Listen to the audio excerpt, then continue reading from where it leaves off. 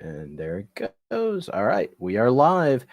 Hello, welcome to another Comic Talk on Hall Yeah Comics. I'm joined by a bunch of my favorite people. So going around the horn, sitting next to me is Ricky from All Sorts of Words, and then next to him on the top is Hagen from Lettuce Comics, and below Hagen is Eric from Oh no, Dope way first. So it's Dope from Dope Comics, and then Eric from Side Quest. So thanks, guys, for I just kind of sent out and I sent a leak, Derek. Oh no, I didn't. I'll do it. I got it. Okay, sorry. I sent it to the wrong person. I'm an What idiot. an asshole, right? What? I was running late today. I was really scrambling to get home on time.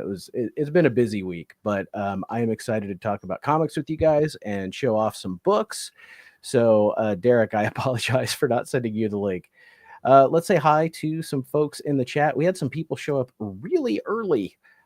So Big Lyle, thanks for being here, buddy. And Belazard, Jason from Renegade Rants, and K Munin, Uncanny Derek, who hopefully is going to join us here in just a second. Let me in. So sorry.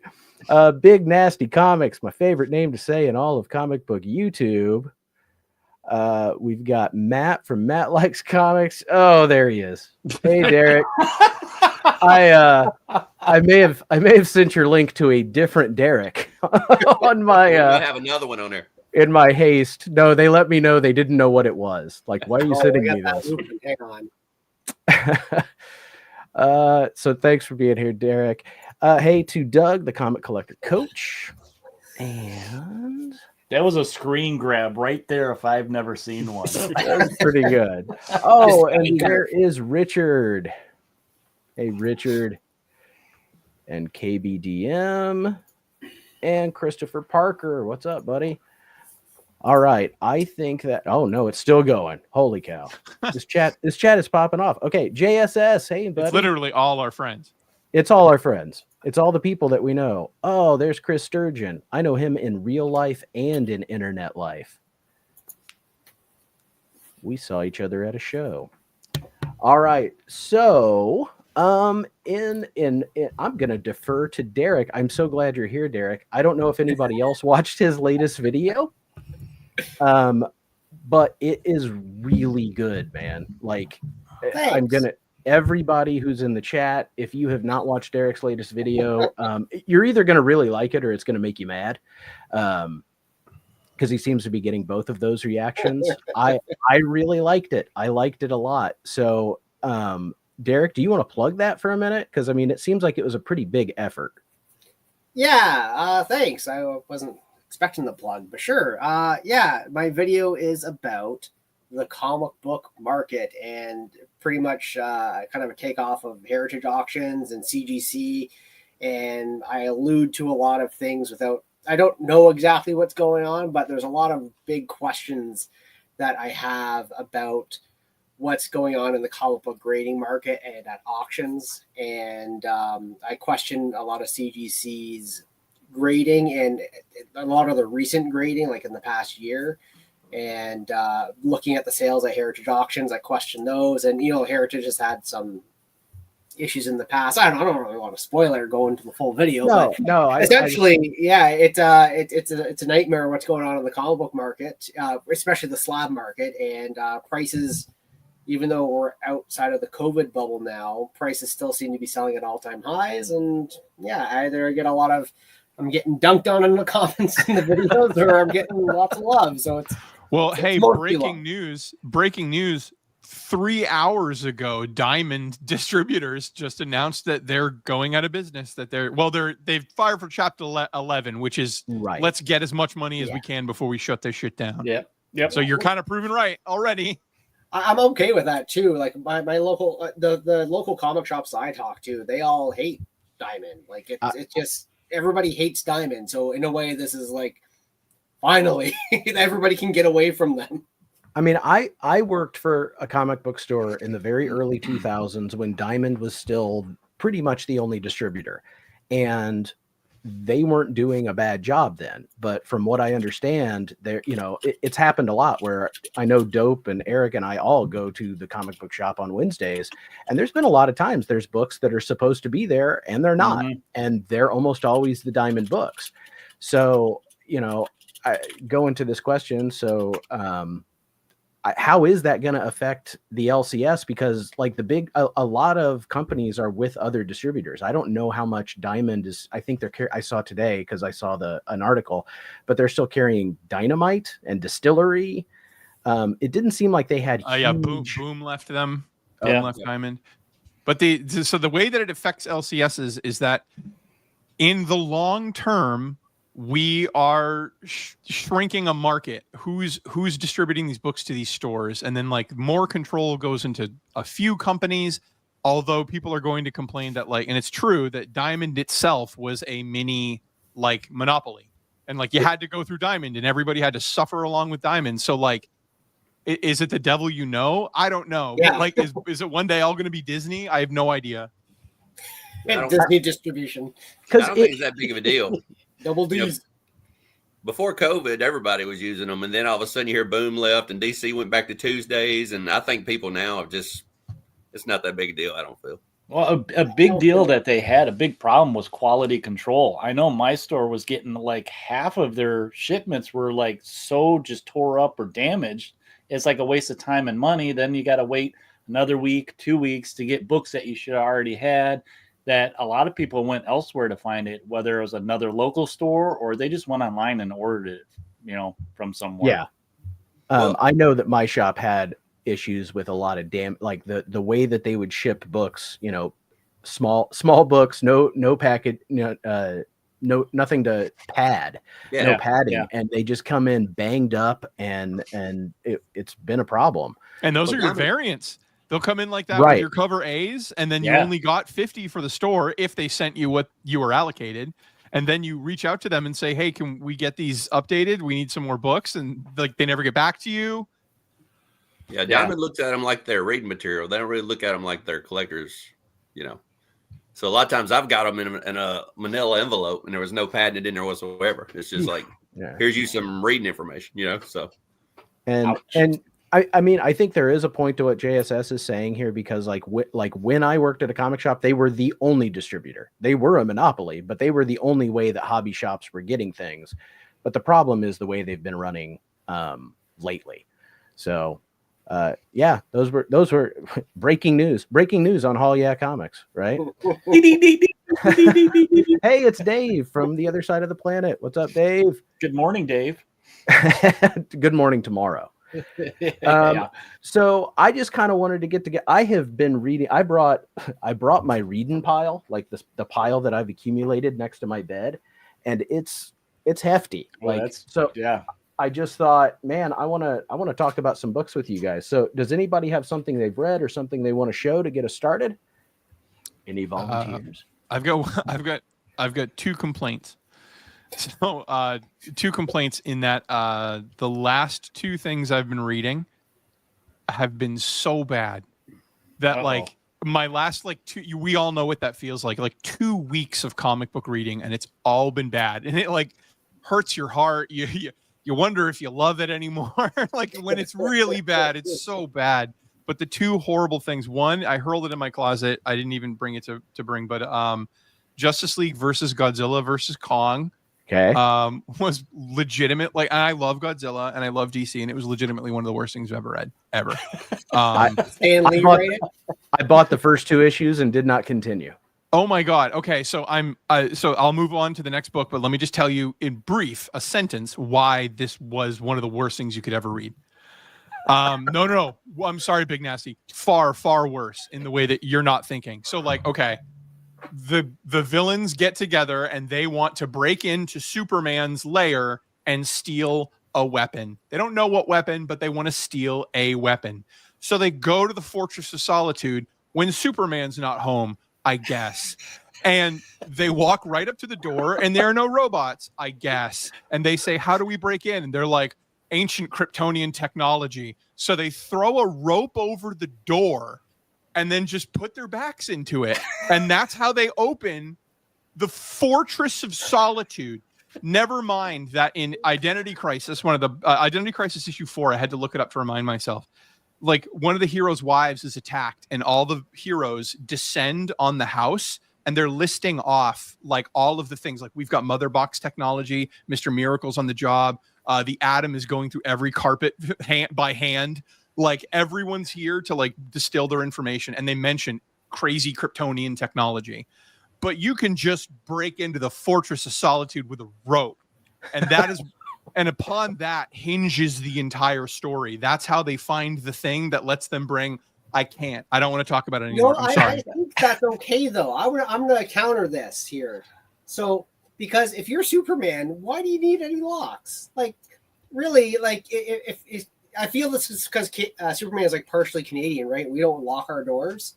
So, like, if I was Superman, I had the Fortress of Solitude. It's just like, if they break in, like, it's for them, but I'm freaking Superman. They're dead. So, like, stop it. Quit it. And then the other horrible thing I'm reading, I'm on year 3 of Injustice. I like.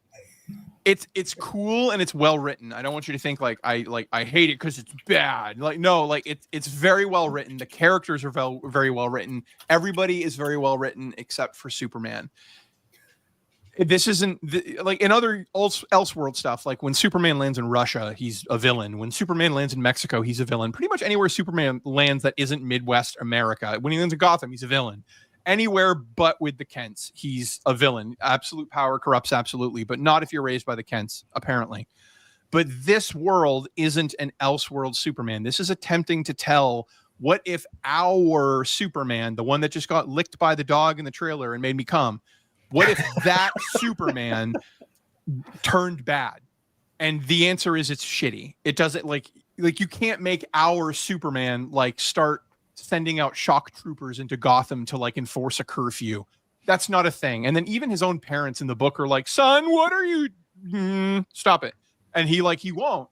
And it's, I know that Lois dies and I know that she dies pregnant and I know that that's really traumatizing, but Superman wouldn't become Hitler then. You know what I mean? Like, it's not take Superman, shake him up, and then you can make a Hitler. And that's kind of what this book did. So Superman's like the worst part of it. It's not interesting to see Superman be the bad guy because he can beat everybody and he just keeps doing it. I don't know. And move on. I'm sorry. Yeah, I've never been a big fan of the Injustice storyline, period. And I was never a big fan of the game either. Since you started with a dud, and I read a big pile and I got some modern stuff in here, let me show you the worst thing I've read recently, and that is the modern run of The Flash. I've almost caught up.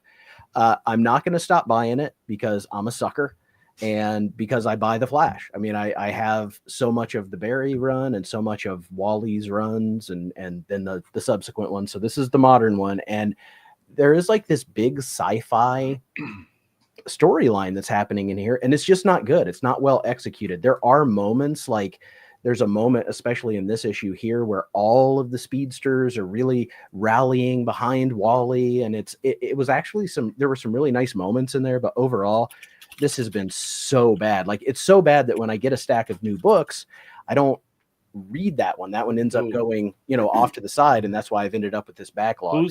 Who's writing that one, Nate? It's Simon Spurrier. And shit. He's literally the guy who wrote like most of Crossed Badlands. Okay.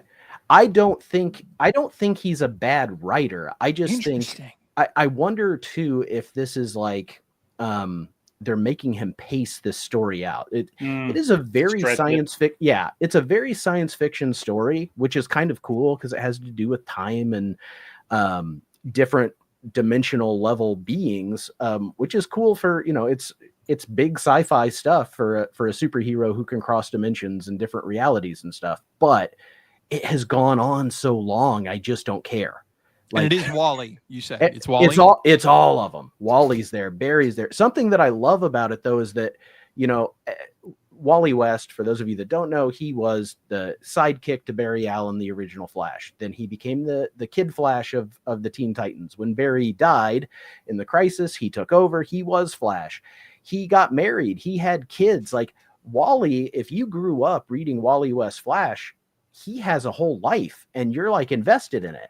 And then after one of the mini crises, he was just gone. When he came back, his kids, his wife, all of this stuff that you'd invested all this time into the character was just gone. So that's why I'm kind of still sticking around, is because those elements have come back. And those are some of the elements that I really like. I think when, especially Wally, not so much Barry, but when Wally is about family, because everyone in his family except for his wife is superpowered, there's some cool stuff that they do. But it's, as far as it goes, like I'm kind of like Ricky. I'm forcing myself to get caught up with. I paid money for it. I'm gonna finish it, but it's not been great. Did you read those Watchmen prelude to the Rebirth event where like the button, some of that stuff I did read. I picked the library had some collections. It was okay. Yeah. Cause that had a heartwarming moment where Jeff Jones comes back in and he's writing it and the timelines converge again. And Wally comes back and he's crying and he's saying like, you forgot me. Yeah. And they felt bad. I think he was talking to us. Yeah. Yeah. I agree. It was good. That was a good moment. And that was the kind of thing that, like, when I heard they were going to relaunch the Flash, that I thought it would be better. Because I'll be honest, a lot of the DC I'm reading right now is very good. DC is rocking it on some of their more modern books, but this one is just a dud. Who else? Who wants to talk about something they're reading or read? Well, Ricky talked about Hitler. I want to turn to talk about Hitler. Oh. And then we'll throw you up next, Dope. What a hell of an intro, right? Yeah. I have read one comic book thing in the past couple weeks, and it's this. This is Mouse by Art Spiegelman. It comes in 2 volumes. I'm 2/3 of the way through the second volume.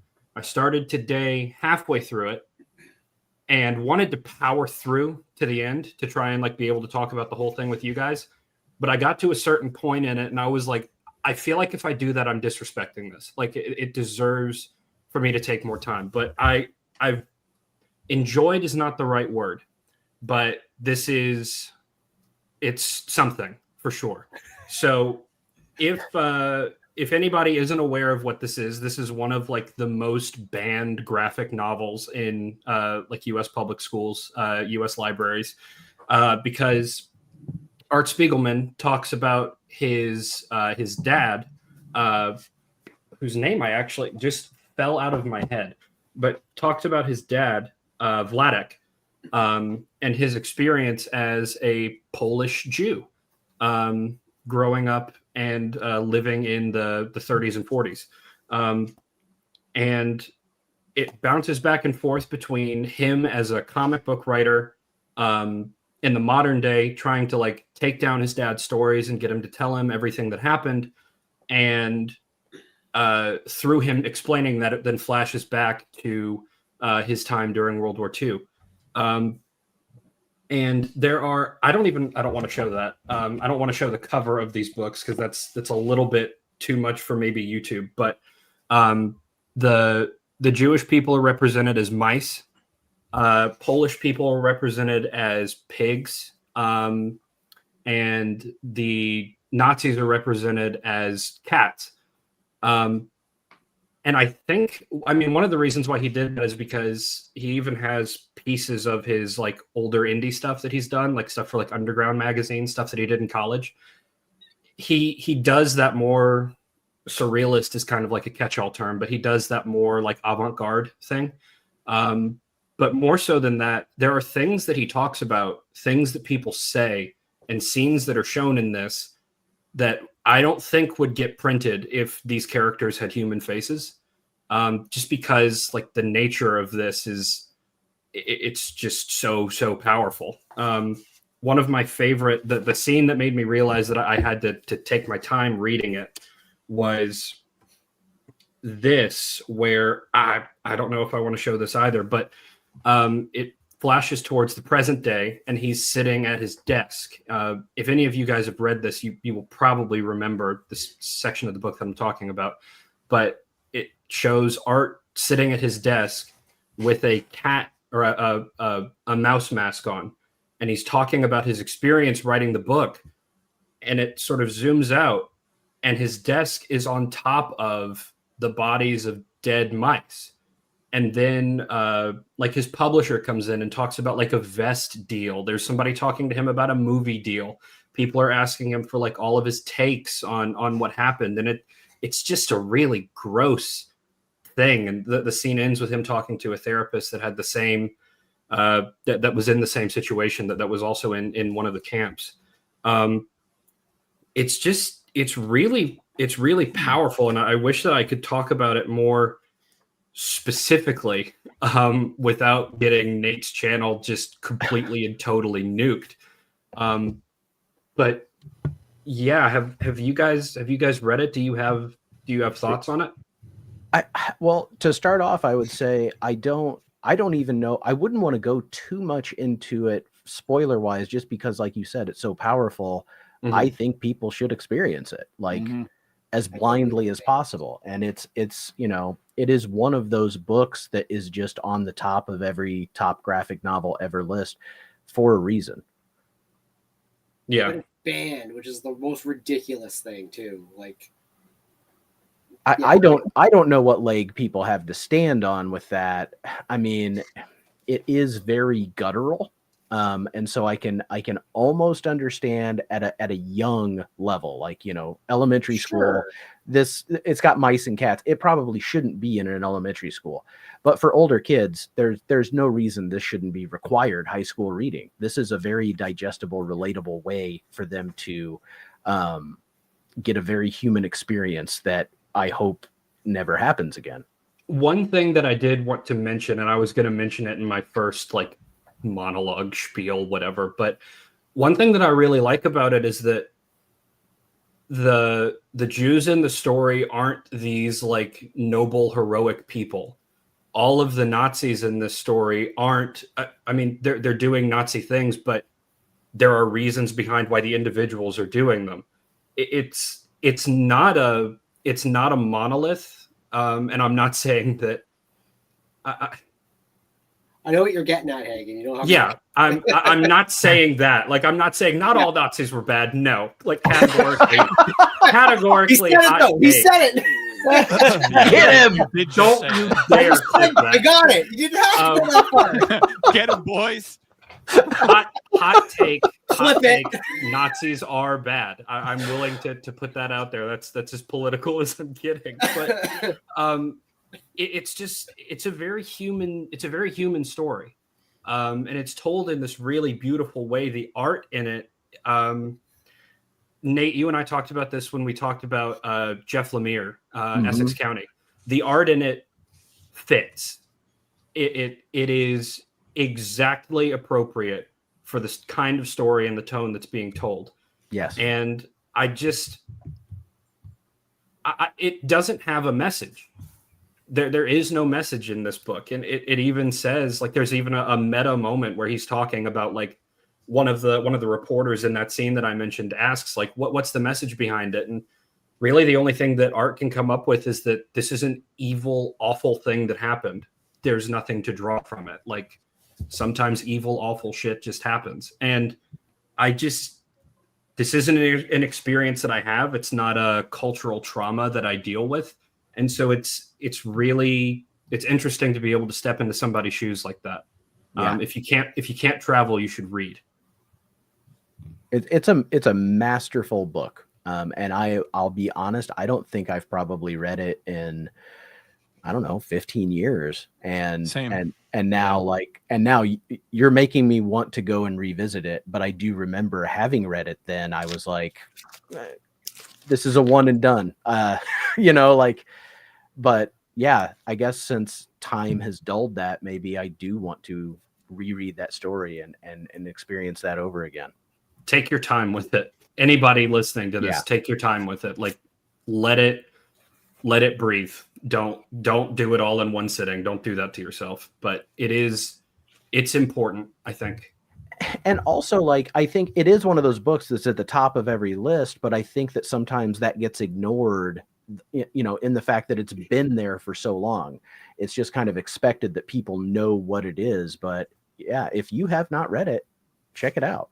There is one thing that you just said that I wanted to talk about.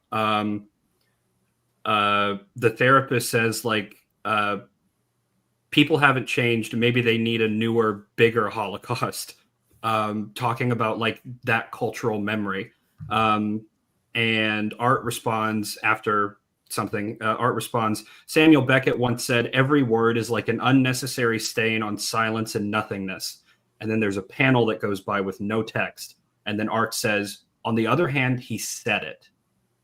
And so it's just like, how do you deal with that? Like, how do you deal with not dredging this up, but also it's important. Like you have to talk about it. I don't mean to rain on the happy comic book parade. We're all having a good time. So dope. What did you bring? Yeah. I brought Metamorpho. Yes, yes. Because I brought Metamorpho. This shit sucked. I knew you had it, and I knew you read it, and this was the worst thing I read all month. I freaking loved it. Let's go. I hated it. You should like it. You're a teacher. I didn't understand the gases and freezing this and doing that. I thought I could pick up a Metamorpho book and just start reading it. It was a #1, so I thought for sure it would do a good job explaining stuff to me, but it didn't do anything. It was just awful. So this is my worst read of the month. Metamorpho. Al Ewing. Why did you love it for? Okay, I'll tell you exactly why I loved it. To me, it felt very much like the 60s book did. I mean, it even had like 60s rhythm to the text. And they're like, you know, I mean, it wasn't like, hey, Hepcats, but it basically was. and it was like Austin Powers, like spy stuff. And if you are a Sandman fan, as we know, no one's a fan of the Sandman author. But if you're a Sandman fan, one of the best stories he did was The Death of Element Girl. And she showed up in this. Like, I didn't expect to see her there. So you're right though, Dope, for a first issue. They don't tell you who any of these people are. I feel like they assumed you knew the dynamics of who Simon Stagg and Sapphire and Java, like all of the people in Metamorpho's orbit. You're just kind of supposed to know who they are. And I do. But if you didn't and you went into that, I could see you being like, what is this? This is just a bunch of words and this guy's turning into crap. I'd read it across. I'd read it down. It didn't make sense neither way. I was just lost. So, yeah, that was my worst read. I can see it. I wish they would have done better because it is. If you like Metamorpho, I do think it's well done. Let's see. You know who we haven't heard from is Eric. Well, let's see if I can lighten it up a little bit. I don't have anything that I hated, so to say. But what I've been reading, kind of some of the stuff I've been reading big trades. So I found this for $5 at a used store. So I've been wanting to read it, but not wanting to hunt down all the floppies. Been reading this big old chunky one, another one that's got all those old books in it that I'd love to, I don't have to hunt them down. That's really, I want that one. That one's really cool. I got that one for 30% off at New Year's Eve sale. Sweet. And then this one was last week. This one I am super jazzed about because it's all these old ones that would cost me hundreds of dollars to find. And I get them in an all nice thing. I really love this new format that they're doing. Everybody likes that format. Yes, this is great. I'm super jazzed to read these books. So the Aquaman, that new format that DC is doing, they're not sequential necessarily, right? Like they kind of hop around a lot. They hop around a little bit, yeah. But like this one's all between 57 and 62. So okay, it's in that era of Aquaman, the early era. So I don't know if they're going to do any more for him, but it's got me looking at some of the other ones now. Because it's just it's a great, cheap, affordable way to get these old stories that. It's not going to break the bank, But then also, I've been reading one of my Christmas presents from my wife, I have that. League of Regrettable Superheroes. I mean, you can see I'm marking things in here. Some of these, now, like I have this that book. one. It's so good. There you go, Have a Nate. good There's one night. for you. I know you brought up. Let's see, Squirrel Girl's in here. This one makes me sad that it's in here. And Son of Satan. I love Son of Satan. Let's see, but yeah, I marked. I've been going through this and marking a bunch. And here's one that's going to make people sad, but it's the ferret. So they have some. Oh of my God! Yeah, original stuff, and he gets a couple pages. So they even went to the modern with him in here. Okay, hey, Matt. Okay, Matt on his stream just said, "I hope that they don't show anything on Nate's stream that I have to immediately go and hunt down." Sorry, But- Matt. Matt, I think you're gonna have to go get a copy of that book. Yeah, I mean, they get characters like 3D. So they went from silver to, or actually golden to silver to modern. I mean, Peacemaker's in here, which some of these characters, it's cool as I'm learning about them. I didn't know Peacemaker was through modern comics way back then. And then there's just fun ones like Super Hombre. He's not Superman. He is Super Hombre. Super Hombre. And then this one I thought was interesting. It's Legion of Super Pets is in here. And I was like, oh wow. That one book is the book that has been gifted to me more than any other book. Every time someone sends me a package, they always send me that book. I have so many copies of that book. I love This that one. book. That's a great book. Great issue. Fat Fat Man, Man, the Human Flying Saucer. yeah. Have to have it. Gotta have it. Gotta have it. Where's my pen? Gotta have that. See what I'm doing? But then I like stuff like this too, because I can only imagine Lady Satan. Yes. Like I don't know what's going on there, but with a name like that, I'm kind of all over that. That's what else did I pre-code mark? goodness there. This one just made me laugh. Where I flipping through, I stopped and I read this whole spiel, and then I went to the internet and dove a little bit more about Kangaroo Man. It has nothing to do with the main character. Kangaroo is his sidekick. The sidekick got more popular than the man, so that's why he's called Kangaroo Man. That's great. Is Yeah, that where Kangaroo Jack came from? it's after reading it and researching it, it totally sounds like that. Dave, if you're still in chat, is that where Kangaroo Jack came from? That's an authentically Australian thing. I'm kind of right? going backwards here, but then this was the Captain first one. Tootsie. Captain Tootsie. Is it And I- Dennis Hoffman? I love these little quotes they have at the top. This one says, "After that excitement, men, we need another Tootsie Roll. It'll pick us up fast." drink, That's, drink your Ovaltine. Yeah, drink your Ovaltine. So yeah, I've been really enjoying this book. You guys, go find a copy of this thing. This thing is just awesome. I have gotten that one from the library before too, but I forgot that I didn't even remember that the ferret was in there, and that Golden Age ferret is so creepy. Yeah, He's wearing a ferret hat, like it's a It's like mask Daniel Boone. which has eyes, but then his eyes are below it. It's like it's a total body horror show. it's kind of That like has to Daniel be- Boone. He killed it, and then he's gonna wear it.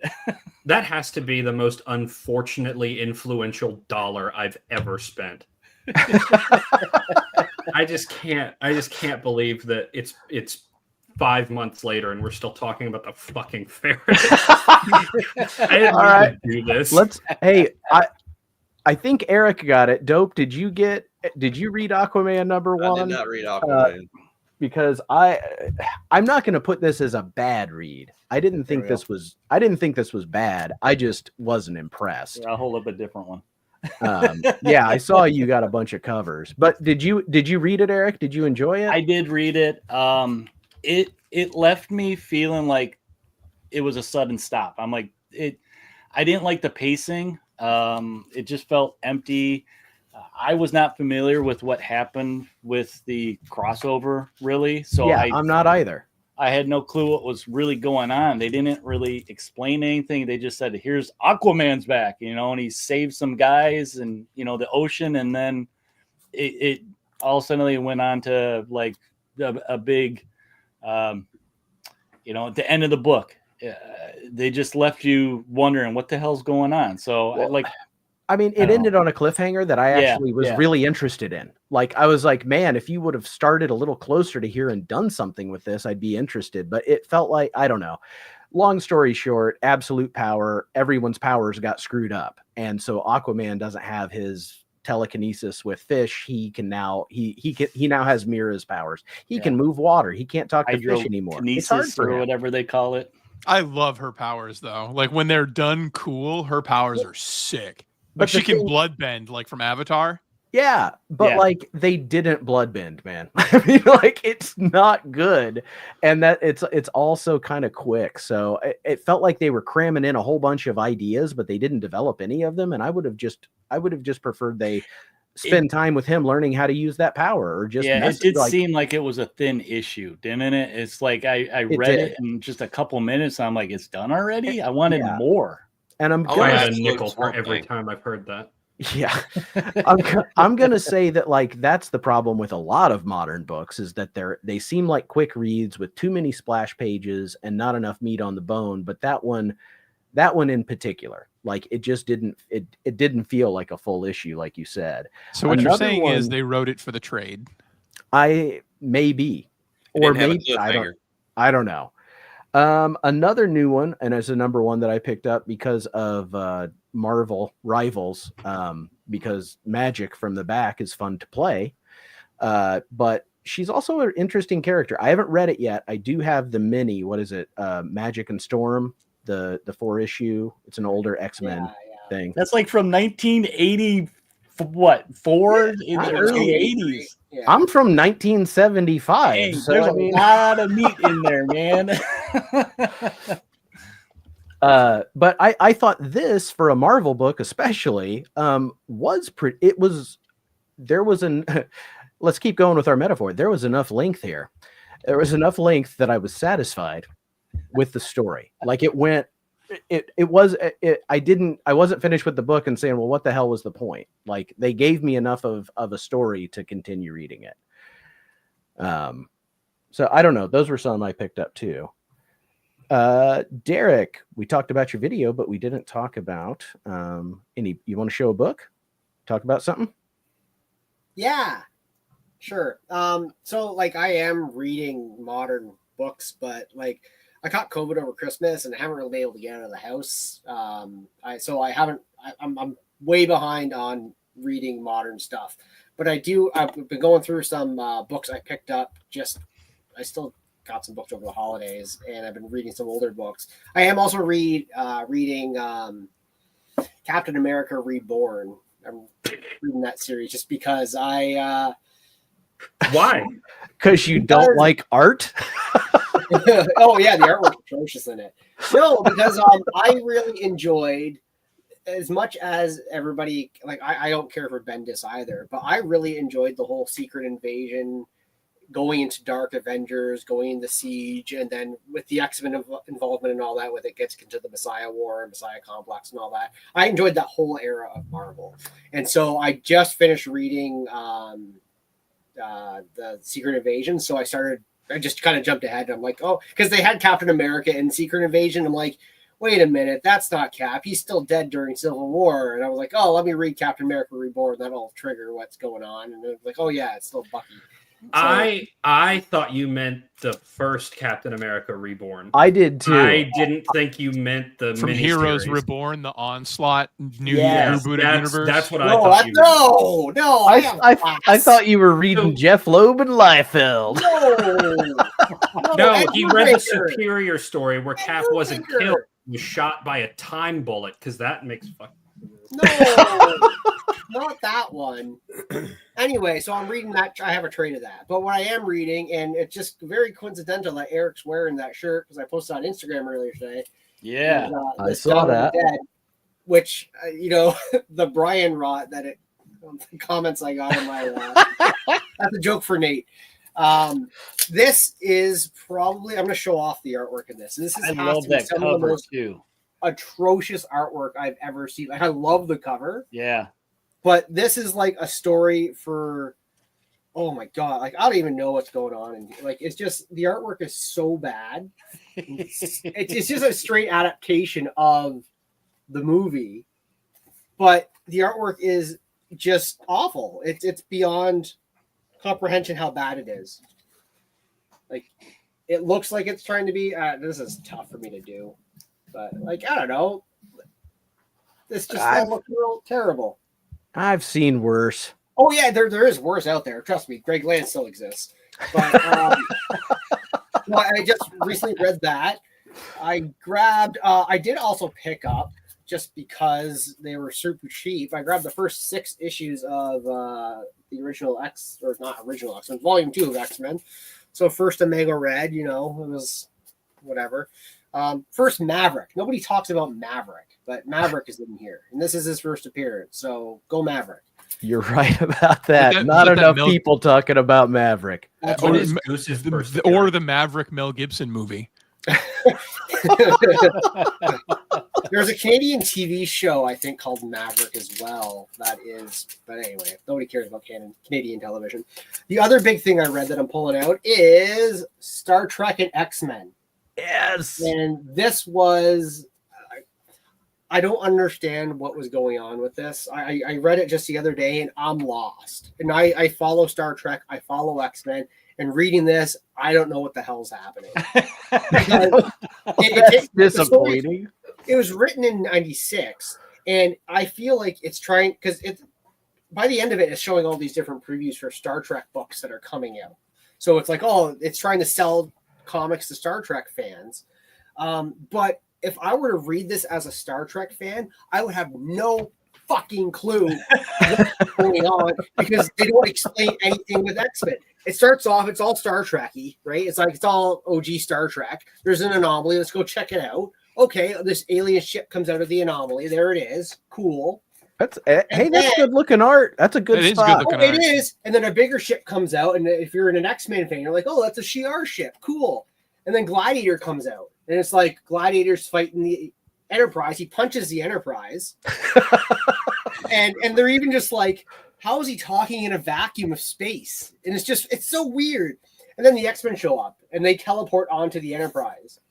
Oh, and Gambit's sick, and for some reason he's sick. We don't know why. So he has to get down to med bay. And so they have this thing where the doctor shows up and goes, Dr. McCoy, and both Beast and McCoy turn around like, oh.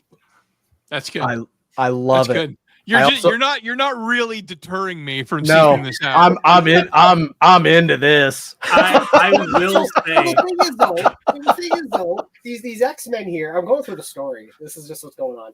So you get on the Enterprise, and Kirk's like, what are you guys doing here? And Spock and Jean have like their own psychic moment, and they're like, oh, we have to stop Deathbird, who is chasing Proteus. And if you know X-Men, Proteus is Moira McTaggart's son, and he ended up, because he's like he manipulates reality, and so he's on this planet where Kirk's friend is buried alive there, but Proteus revives his friend, and then the Shi'ar Empire is trying to take over Proteus. Is that what's his name? Gary? It's not Pike. It's the guy. Yeah, Gary something. He gets the silver eyes. He becomes a god, and yes, they leave him on that planet. They leave him on the planet to be god with sexy female doctor. So he's Proteus, and then Proteus takes over his body, and Deathbird's there, and they come up with this plan where they put freaking hang on. Then she paid for dinner, and she had like huge. This sounds like fan fiction almost. No, and then like Bishop's on the end of the Enterprise there, trying to channel all the energy. Oh my gosh! This is the best worst pitch. I already wrote it down. I will be we're doing this for book club. The artists on the book: Mark Silvestri, Billy Tan, Anthony Wynn, David Finch. Wow! And then they have pinups at the very end. Oh my gosh! And it's like, of course, it's the '90s. So here's really early Terry Dodson pinup, the Wolverine one here. Wow! And then this is a pinup from Mike Deodato Jr. This is '96, guys. Oh, is that Purgatoria? Yes. Yeah. Purgatoria and Spock. So there's that. This is Steve Epting, and the other one's Steve Epting. Like just bizarre pinups. Anyway, There's So- not going to be any left. The chat's buying them all up. so anyway, Star Trek and X-Men. Sylvester did the cover as well, obviously. Like that's Yeah. Sylvester. I'm into that. This is a train wreck of a read. I want to hold on. I'm going to back up just a minute because I love that Ricky mentions Maverick, and I knew immediately what you meant. And we got Big Nasty chime in. He's like, "It's a good movie," and, The movie's Renegade loves him some James Garner. Now I'm getting Star Trek X-Men, and I'm written Maverick this week. The last Dude, the Eerie movie's Eerie sick. book I'm reading through. That's all. Eerie number 11, Joe Orlando cover. The end. Nate, Oh, Nate wanted you to go out on the high note of Star Trek X-Men. No, Star Trek X-Men is the high note of Yeah, this wait- whole stream. Way to bury the lead. Paramount. Marvel and Paramount Comics. So Yeah, I don't wow. think Paramount ended up doing anything after these Star Trek books were released, but I can tell you that Paramount Marvel was a little like sub imprint. They did some Voyager books. Voyager there's came a- out on Paramount Marvel, and so did a couple. I think one volume of Deep Space Nine. Yes. So, yeah, at the back here are teasers for the following. There is Star Trek Mirror Mirror. There is Star Trek Early Voyages, so it's with Captain Pike. Lame. There is Star Trek Unlimited, Star Trek Starfleet Academy, which has Nog in it, it looks like. Star Trek Voyager, Star Trek DS9, it's all previewed. So the whole thing is that what I'm trying to get at is that if you're reading this as a Star Trek fan, you're not going to have a clue about, because they don't explain the X-Men at all. And there's way too much lore and backstory in this that is too much for even me to handle as the X-Men fan. And Star Trek wise, it was easy. Like Star Trek fan, yeah, you'll get it. But X-Men, if you're a Star Trek fan going in, you're like, what the hell is going on here? I'm done. I'll just mute my mic. I'm in it. No, don't mute yourself. You're I'm buying preaching. it. I'm buying it. I will say though that seeing Spock and Wolverine in the same room is cursed as shit. Yeah, it's a book. It's a fun read, but it's also it's a train wreck of a book at the same time. I'm into it. I think most of us are. I brought a couple things I haven't read yet, but that I got because of some of you guys. So Ricky, I'll just show these off real quick here. I grabbed Serial. I tried to get this from the library, could not get it. It was only like $12 on Amazon. So I said, I'm getting it. If you've not read this or don't know what it is, Mark Russell's one of my favorite writers right now. Pretty much everything he's done, I've really, really enjoyed that I've read. And so he takes like Count Chocula and Frankenberry and the Serial monsters, which is why it's called Serial, but that's not what they're called in here. And writes a story about them. I can't speak to what it is. I've only read the first one, the Count Chocula story. The But- evil military general who's trying to take over the world is General Mills. There's Yeah. he's very clever that way. Mark Russell is as a writer. Hagen, you knew I had these, but as I was digging around up here, I found my number one. So now I've got US Uncle Sam 1 and 2. So that one's going in the read pile next. And then Dope, you jokingly laughed that you have his first appearance, but I picked up for $6 because it was water damaged. Big Baby by Charles Burns. Man. So I love Charles Burns' art. This is some of his most surreal and weird stuff. I think they're like little stories that were. I don't remember what magazine it is or what comic it was that you had that had Big Baby's first appearance, but he was like a backup feature in those. Yeah. And then it was collected in that. And I just anything Charles Burns, especially for $6 freaking, I'll get that all day long. Oh, Derek, you're loving. I am not loving X Factor. I That's want to. It got better. The first couple of issues were not great. And there's Eric 9-Panel Grid. He did an interview. He is like a YouTuber like us, and he got Mark Russell to come and talk to him. And I think that is, just let's just have a conversation with like a really cool working comic book writer. I bet he just asked. I asked somebody that I wanted to talk to, somebody who's on Instagram, an artist that I like, totally ghosted. I Yeah, still have cool. my MySpace chat with Jeff Jones and Brad Meltzer. I just reached out to them on MySpace and we just chatted a little bit. When was this? This was 2009. I reached out to Brad Meltzer and I asked him about like the end of Identity Crisis, and he answered me. And then Jeff Jones, I wrote to him. I said, I just finished reading Infinite Crisis #2 and Batman telling Superman the last time you inspired anyone, you died, was the coldest shit I've ever read in comics. And he wrote back, thanks. Thank you. Thanks. That is a great line. Oh, the coldest shit ever. You're like, you get divorced after somebody whips that shit out. I'm never talking to you again. And then you put them in the top 8 on your MySpace. yeah. All right, can I show you a book? Yeah, Actually, you 3 can. books. Let me show you 3 books because I only display books on top of my bookshelf. You can see on this one right here. There's one spot here, and then on the other side of it, and then 3 more over there, and that's it. So I try to keep them themed. So this week's theme is, who's this? Who knows? Some Blue It's Beetle. Question's first appearance. Question. First appearance of the Question. Very cool. Steve Ditko character. He was a backup story to Blue Beetle in the Charlton run. But I have this, and then later on in another random Blue Beetle issue, they had like, he's back with the Question. Isn't that Yeah. cool? I just love that cover. I do too. I have that one. That's a great He's cover. back with a question. He's back with a question.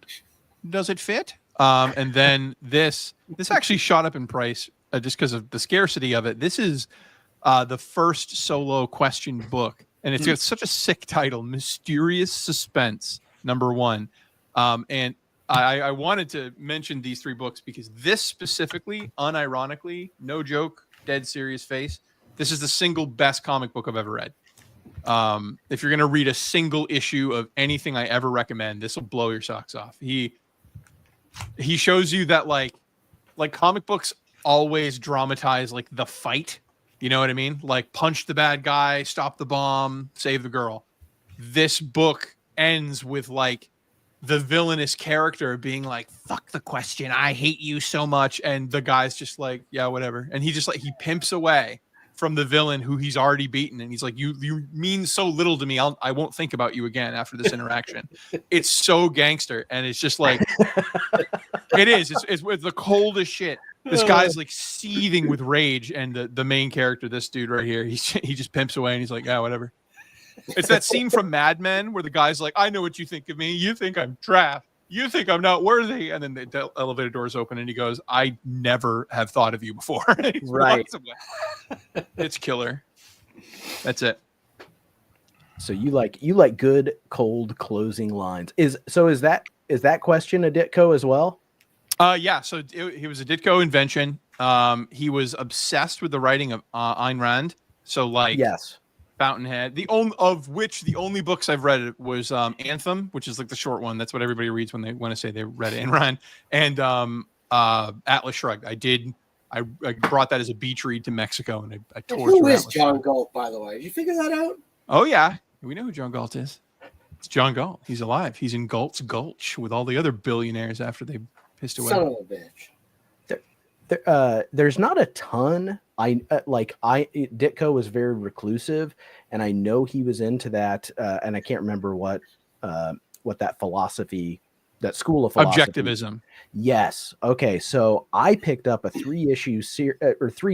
I don't know if it's the full series or what, but it's called Static by him. And I also think there may be a bit of like mental schizophrenia with him. I'm not diagnosing him. I'm just saying there's like, hold on, there's a lot of noise on this thing. Like, this is the cover. Look at all the words and noise. And the whole book is like this. All 3 issues are just very busy with, so many panels, and the people talk black and white too. Ooh. Oh, they talk so much, and like Claremont. They talk like a philosophy book, but they talk like a poorly written philosophy book. It's here we go. There's the page I was looking for. Look at this. Oh hell yeah. Oh, wow. Yeah, buddy. This is page 1. This is how it starts. So if you can't handle me at my worst, you can't handle me at my Ditko. Dope. And let's not forget, he solely invented Spider-Man. Yes, I love Ditko Spider-Man. Spider-Man costume. I like the way he draws it. It's creepy. All right, the best 3 things I read this month. I know, Eric, you might have read this. It's got Wolverine in it. Did you read Hellhunters? What'd you think? I want more. I like where it's going. I like the way they focused on just one character, but then they teased the next character. So I kind of like the setup. So yeah, you got Ghost Rider in here. You got Wolverine. You got Bucky. You got Sergeant Fury. You got the Howling Commandos. Yeah, and they're all killing Nazis. So that was pretty good. Also, like, are you okay with that, Hagen? Did that upset you? Clip that. Ouch! I'm not talking to you right now. Deadly Tales of Gunslinger. I don't know if you read that one, Eric. But no, I haven't been getting Spawn, any modern Spawn. I kind of went out. He went out with the 90s with. Yeah, I hate Spawn. I hate everything about Spawn. But this right here, this is a Western. It's a Western tale. It's a Western. It's horror. It has really nothing to do with the Spawn universe. It's just old Western tales with a little bit of horror in it. So this is really good so far. We literally need more people talking about how much Spawn fucking sucks. He's always sucked. It has always sucked. Yeah, I can't read the regular Spawn. And my favorite thing I read this month, I know you've probably read it, Eric, but Sabretooth. Oh, yeah. This was really good. So yeah, we were talking about that the other day, and I feel guilty now that you went to my comic shop and just started buying a bunch of stuff. I got this stuff right here. So we've been snowed in around here. So I had to go buy a bunch of stuff before the snow hit. And a wise man told me last week that we don't, I get serious about my comics. He's telling me that I don't have to always have steak, that we can have Skittles sometimes. Yeah. And I got some Skittles right here. But I bought some Skittles. One thing that bothers me is the Hulk's always fighting like Thanos and Thor and outer space and all this shit. And the very next issue, I got him fighting a clown in Vegas. And the clown is just a drunk guy that works at a circus. And he about whips him. So I don't. And this came out in 1998, and I think Insane Clown Posse was big back then, and all that kind of stuff. Oh, they're still big now. It's over. Whoop whoop. There's a panel in here. Let me see if I can find the panel real quick. I am out there. I know it, Eric. Oh my God. Whoop, whoop. Oh God, you weren't. He said it. So I don't know. I'm trying not to take it too serious, but he fights a clown in this book. Does the back of that book say "Stiff with a Vengeance"? Yeah. What is happening? What's the issue number of that book? This is 471. 471. Oh, the 90s. That book can't be worth more than $2. You can get a 9.8 for $6. Oh man! And then because of Eric, I knew I was gonna be snowed in, so I found a bunch of. I've never read anything about Wolverine. Yeah, so I love the Origins. #1. Long Night, that's a good one. This one? Yeah, that's Percy. And then, because I love the Sabretooth so much, I went out and bought a number 1 Sabretooth. So Wow. That's a lot nicer than mine. Derek. Casually dropping that. Mine is like, it looks like it was rolled up and put through the washer, and man, nice. So, yeah, I've been stuck in with a snowstorm, so I've just been reading a bunch of back issues. Very cool. Oh, And one more thing. Oh. This right here, you gave me this. Yep. That's That a good is one. awesome. Mom, I don't know if anybody's ever read this, but No. this is really crazy. I'm hunting for it now. This guy, it's a zombie apocalypse, and he lives in a building with his brother, and his mom's a zombie. They got her tied up in the back room, and he just goes around looking for fresh meat to feed his mama the whole time. So That's awesome. It's a good creepy one shot. Like it's very well done. Steve Niles, that's good. Yeah. All right, I got a small stack here. These are just recent pickups that a couple of them I've been dying to show off because I haven't even showed off some of these on my channel. I've taken to going through. My local store has tons of action and adventure comics, so I've been just going through them and just cover buying basically. Came across this one last week, and I was like, "Is that the Batmobile? What's going on here?" There's so many things about this cover that are wrong that I love it. I mean, Yeah. Bizarro's cheering for Superman. He like him. That is weird. The Batmobile's the wrong color. Crypto's the wrong color. Harry's driving it, and Jimmy's snoozing in the passenger seat there, and yeah, just a weird cover. I had to get Mr. Mixie's Pitalicked Brainiac 5 under Bizarro. Yeah, He's got it the is. outfit. Yeah, you're right. Brainiac's wearing Mr. Mxyzptlk's outfit there. His little bowler hat. Jimmy doesn't look stupid. Now I know something's up. Oh, I like that Supergirl's throwing spaghetti, not rice, spaghetti at them. That is Women. weird. Just a weird cover. That's At least Number- she's cooking. 388. You son of a bitch. And then been hunting for this one forever. Finally Nice. found a copy to go with this one that I got out of a dollar bin. So I Yeah, don't this have the animated one, but I have the other one. this one was really hard to find. I searched forever to find it. I'm getting close to having all of these mashup ones. This one was top of the list though. Well, they limited printing on that one to like 3.6 billion or something like that. So it's not super common. Yeah, my entire house is insulated with it. Ricky, you'll like this one. This one is such a sad It's story. so sad. It's so depressing. And it's not a super nice quality, but it presents good. And yeah, I just wanted to have it for the collection. But yeah, it's so sad. I told my wife about this, who's not a comic person. She's like, she asked, why would they print that? I don't know. Comics. Yeah, Superboy had just died in Infinite Crisis, and so every time Superman gets like a kid character, like a boy, girl, anyone, he gives them crypto, and he's like, they'll help. Trust me, you're gonna have some tough days. It helps to have a dog. So Superboy, the Connor Kent clone, that's like half Lex Luthor, moves in with the Kents to get his head on straight, and he gets the dog, and they have like adventures. They have his Superboy series. They're sidekicks, and then when Superboy dies, Crypto's traveling all around the earth looking for his boy, and he can't So find sad. him.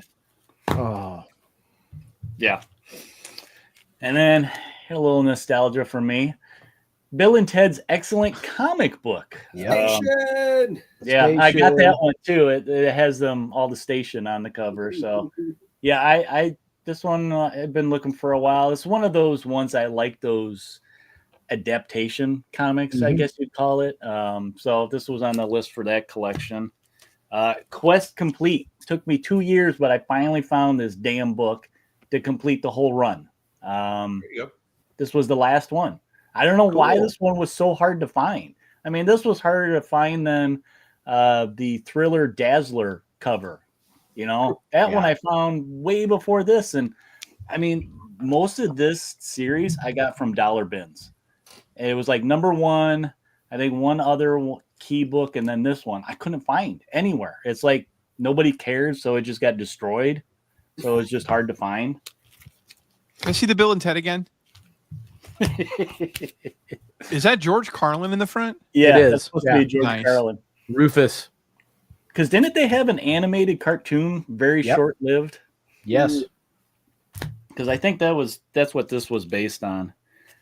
Here's one for you, Dope. I've been hunting for this one for a while too. I love this Weird Mystery Tales series. That's I cool. have the big ones that Bernie did, but this was one that I wanted to list. I just love this cover of the Skinwalkers breaking in and that little Indian girl, and yeah, it's That's just not that big a series either. I think it's on like 28 of those. yeah. There's not a long series, and some of them aren't the greatest, but there's a lot of them that have really cool covers, and this was one of them. The inking on her dress is awesome. That looks so good.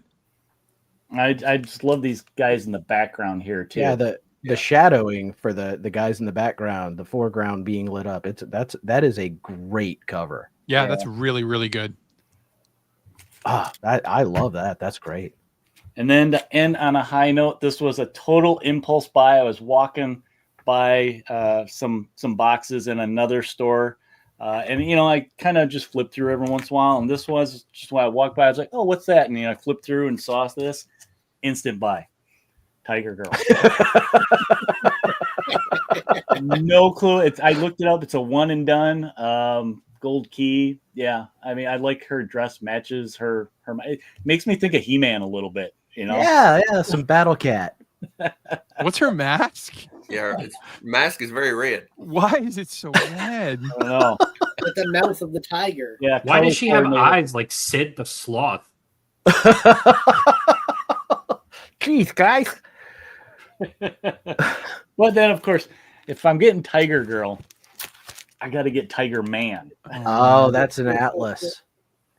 Yeah. How could you tell? Well, they had this most of their series were only like 3 or 4 issues. Yeah. So this one was 3 issues. So, And they're all so weird. yeah. That Tiger Girl, though, that is so. Not tonight, honey. I'm on my period. Yeah. This totally looks like it would have been in the old Batman cartoon or old Batman TV show from the 60s. That's totally a city Batman. behind guy. her. It kind of reminds me of like the Black Cat mystery stuff from like the 50s. So Yeah. Black Cat Western, but done absolutely horrendously. There's that again. He stalks at night No way. What? Mhm. At night? with man-like cunning, with bestial fury. He stalks at night. His If hair he's is stalked, it looks like John Travolta from the 70s in a tiger outfit. That hair. Have you guys ever seen the movie Puma Man? Hell yes, I've seen Puma Man. Yeah, it kind of reminds me of Puma Man with that. He stalks the night. Does he have has he memorized its Dunkin' Donuts schedule? He shows up after work. Well, look at the villain he's fighting there too. I like his outfit.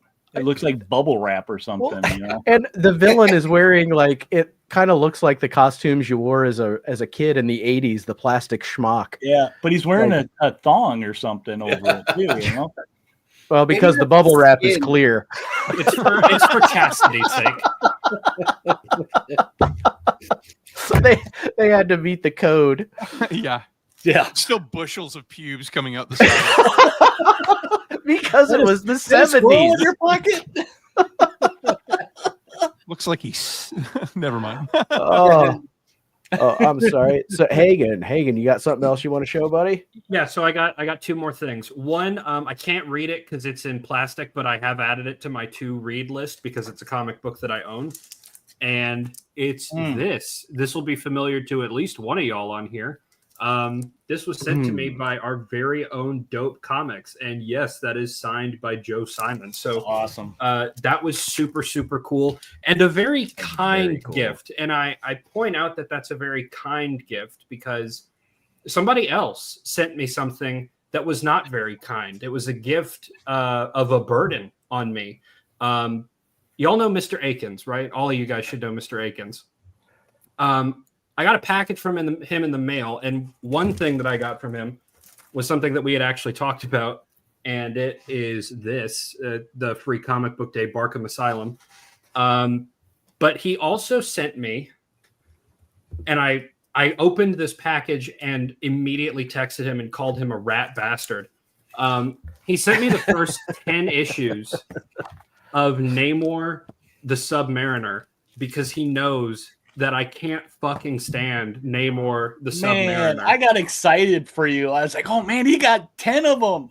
Well, yeah, it's completely Right? wasted on me, and he knows that because I don't like Namor. I've ranted about how I don't like Namor. He's been in chats where I've ranted to him about how I don't like Namor. And when he asked what he wanted Is it to because he send beats me, up Nazis? that's why. Tell me, Is that it? I'm gonna stop there.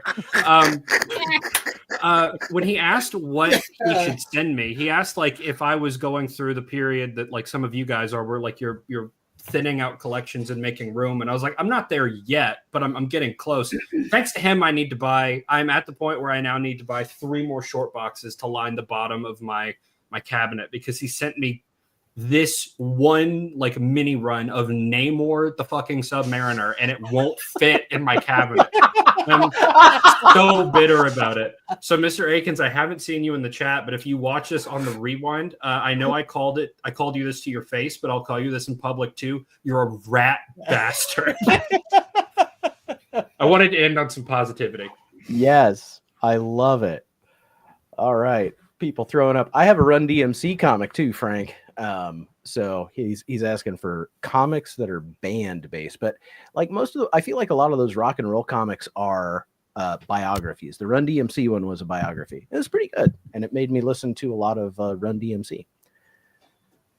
Before we go, because we're over an hour, and you know, I do want to wrap this up and not keep you guys too long and whatnot. But anybody got anything coming up they want to plug? Everybody here on this panel has a channel, and if you are not sub, they are all linked below, and their channels have been linked by Richard earlier, and he's linking Mr. Akins' channel right now. What's on the comic rack? So what do you got there, Eric? Which White Snake? Greatest rock band in the world. That is a statement you can make. Hey, my jean jacket on the back says so.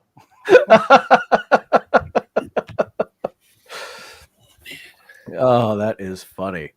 Anybody got anything coming up that they want to talk about? Any videos coming out? Or? I'm at a crossroads where I don't know what I'm going to do next. You've angered the YouTube gods. I say you keep pushing. Just keep doing what you're doing. Do another follow up with more finance. Steer into the skid. If you enjoy doing it, then absolutely do it. It's just more like, do I keep doing the stuff I used to do, or do I now change entirely? Because Pivot. I don't know. We'll see. Yeah. Do whatever you want, girl. Gaslight gatekeep girl boss. Yeah, it's your sexy body. You do it. I have 3 videos I'm in the middle of editing for no good reason, other than ADHD. So I'll have something at some point. But I haven't been able to commit to completing anything lately, which is another reason that I called the council today and said we should come together and talk, because I need to clear my head and talk with you guys. Eric, you just put something out today, didn't you? Or was it yesterday? Yesterday. I had it's been a little while for me too with the holidays and stuff. I was doing a lot of live streams just because it was easier to get content out that way with the holidays. So this was, yesterday it's been a while, and I did basically my 2025 goal list. So I'm kind of excited about that. It's kind of renewed my fever of hunting, because my previous list was, I think, a little bit too zealous, and I did get a lot done on it, and I do go over that in the video, but I got a whole new list to go chase after now, and I got some unboxings coming, and I think I got a live pretty soon too that I got to start thinking about and scheduling. So cool. You will have a package from me at some point. So I'll probably have another unboxing video ship this week. And then Dope, you are like the most prolific. You'll put out like 3 videos in 2 days. Yeah, I put out a lot of videos. I just put out one. I feel bad even saying it, but I was thinking about the California fires and how many people probably lost comic books. But you probably shouldn't be worried about the comic books. But I was wondering about what all got burned up. But I put out a video about my top 15 books I would grab at a fire. I liked that video, Dope. okay. It really got me thinking about, okay, I have a lot of comics that I probably could live without because I get them just for, they make me laugh. But it made me think, okay, if I really had to buy a couple or, run out with a couple, what would I do? So Yeah. I really like that. Because it ain't always, money. Sometimes it might be one that you grabbed off the rack when you was a kid, or it might be, it could be something that's just hard to find that you'd never find another one, So If you just want to send me that shock suspense story as a hold on to for you, I will have no problem doing it. If you Canada's so cold. There's no fires up there. Yeah, we don't have fires here in Canada at all. He is protected. Yeah. But it makes you think, and a lot of people told me, they're like, well, yeah, to make, I'm glad I made it because a lot of people is thinking now about what they would keep. Yeah. And there's some people that do like a no shit box where they just put all their good comics in one box and they just grab that and run out the door. See, I don't have that. If I was to grab some of my valuable, nostalgia ones, I'd be screwed. I'd probably burn with the house because I wouldn't be able to find it. Right. So my comic books here, I am in the furthest corner in the basement from any, like, if there's a fire, like I will die getting anything in this room. So it's not happening. Yeah. It's an I almost said it's a good thought. I don't know, man. It's just like, yeah, it's something I don't want to think about, but you're right, Eric. I would be in here like, what box was that in? And I'd be dead. I mean, so I don't know. Like Ricky, I really enjoyed your last video a lot. I just thought it was a cool little bit of insight as you're continuing on this journey. Congratulations, as you guys are like, it sounds like you're narrowing down a house. We actually closed on a house. Oh, wow. Congrats. Congratulations, man. That's awesome. Yeah, so now it's like it's the part that everybody hates where it's like you pay for the inspector and you pray to God that they don't find anything so horrible that all your dreams meant nothing. Well, as is life. Yes, but I mean, I would rather have them find something than inherit the money trap. I agree, but like our only concern is it's a 100% new build. It was literally built at the tail end of 2024. Oh wow! So it's a brand new build. 3-bedroom, 2.5 bath, partially finished basement. But they fucked up is the guys that were building the house. They're like, we're building it, moving on, sell it, and move on. But they ran out of funding before they paved the driveway or built the deck. So there's like a glass sliding door to your doom. If it ever becomes too much, just walk out the glass sliding door.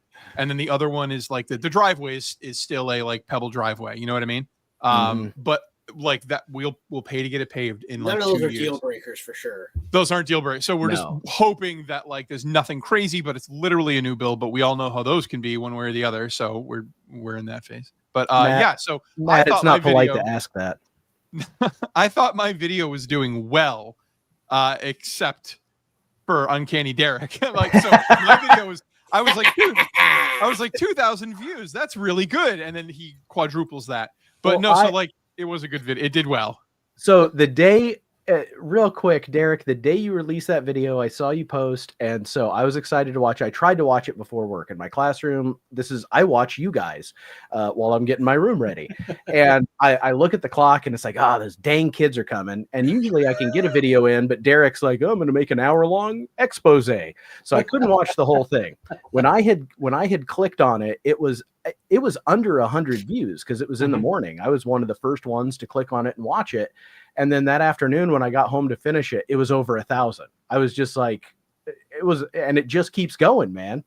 Yeah, I don't know what's going on. I just let it do its thing. And Eric, you said evergreen video, and I feel like, that's I totally saw that. I'm like, this is gonna be your evergreen video. Yeah. Well, all right. Thank you to everybody in the chat. At one point, guys, we had over 30 people in here, which is a new record. So thank you to everybody who is in the chat, chatting it up. Sorry if we missed your comments, but please, if you're not subbed to anybody that's on this panel today, please go check out their channel and sub them up. And we appreciate you being here, guys. I really appreciate you coming and talking comics with me, and we will do it again soon. So see everybody in the next one. Bye-bye. So long. Thanks, Richard. Richard, thanks for Nazis. modding. He's the best. Nazis. I'm gonna clip it. I'm gonna clip it.